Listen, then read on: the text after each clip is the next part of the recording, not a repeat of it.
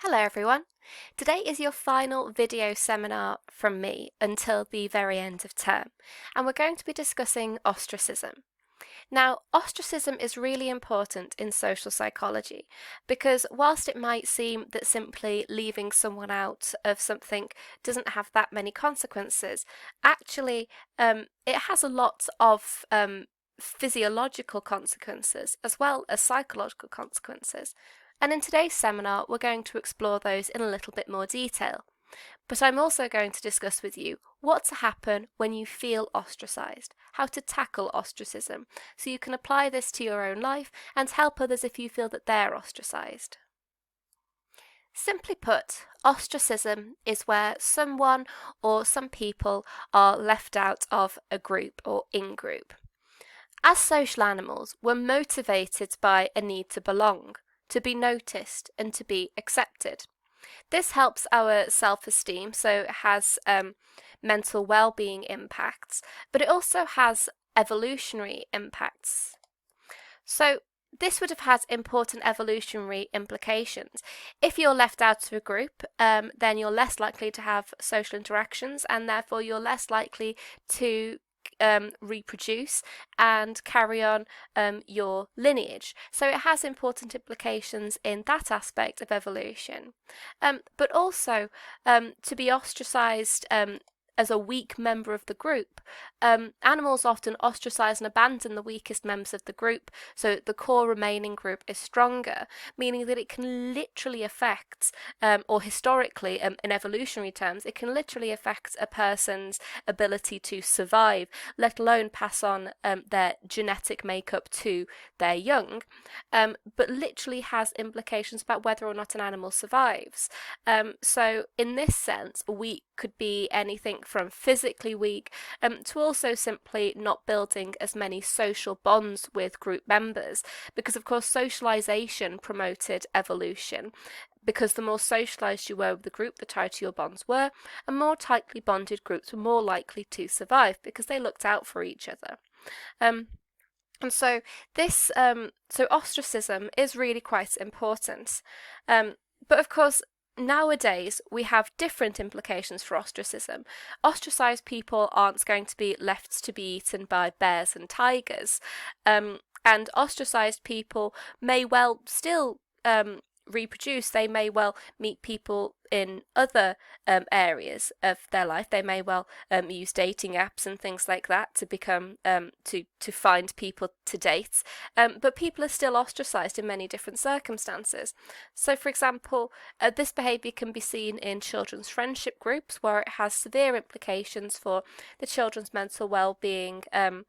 But also in the workplace.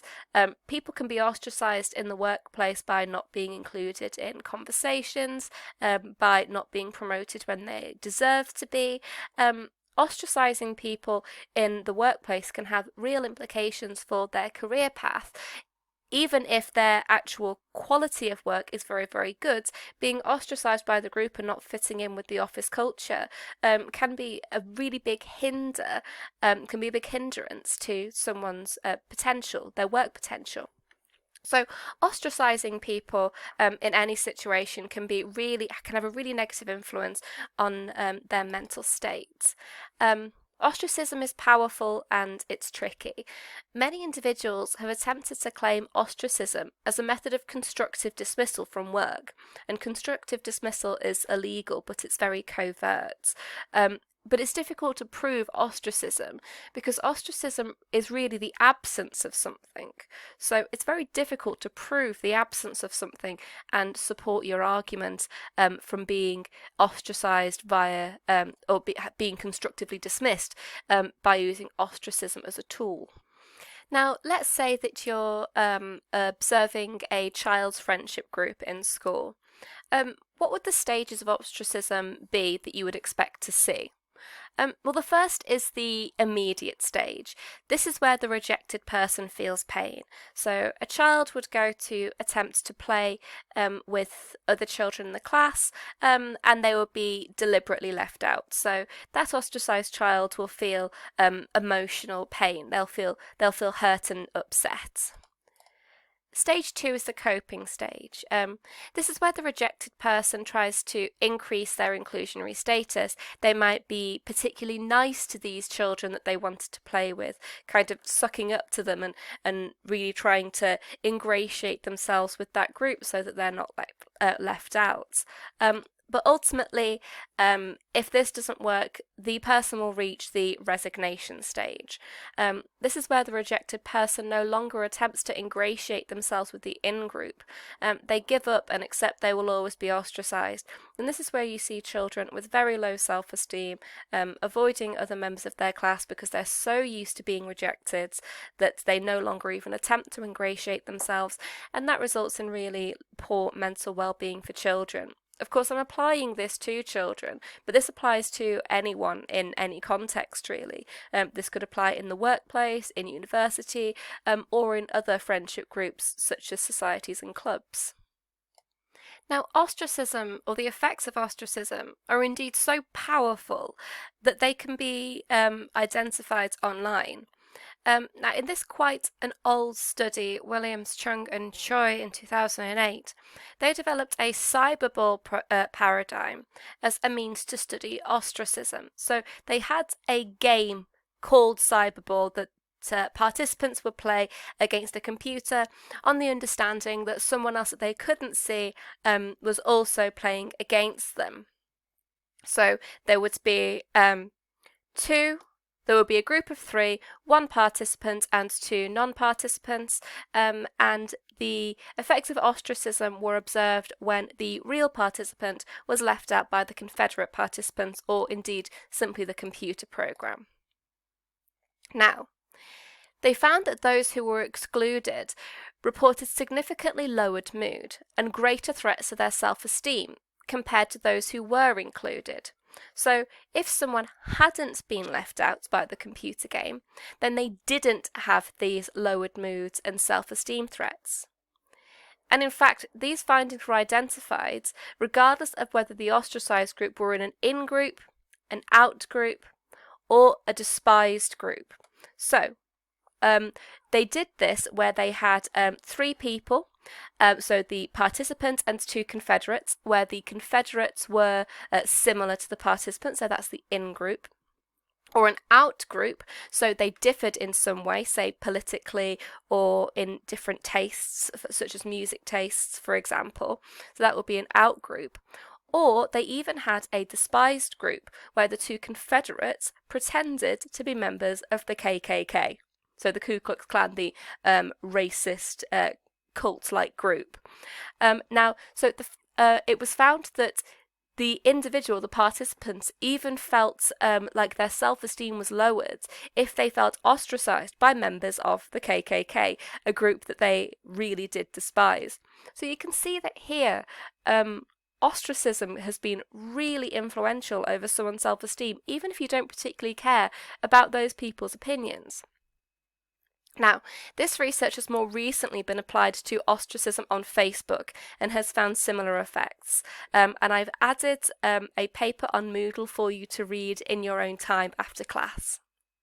And research also indicates that ostracism activates the same brain area as does actual physical pain. So as we see here, I'll just move that image. As we see here, these brain areas are associated with actual literal physical pain. But if someone feels ostracized, those exact same brain areas will light up. So basically, ostracism is emotionally painful, but it's also so emotionally painful that the individual feels physical pain. So what should you do if you feel ostracized and if you feel that this ostracism is having an effect on your mental well-being? Well, first, you should take it seriously. Ostracism is a real-world phenomenon that has real implications to your mental and physiological health. So you should take a step back and acknowledge what you are feeling, and understand that there are reasons that you're feeling that way, evolutionary, physiological reasons that you're feeling that way. Consider why you are ostracized, who benefited from ostracizing you, and try and think about it in a logical, scientific way. if someone is ostracizing you for their own personal gain, then it's more likely to be about them than it is about you.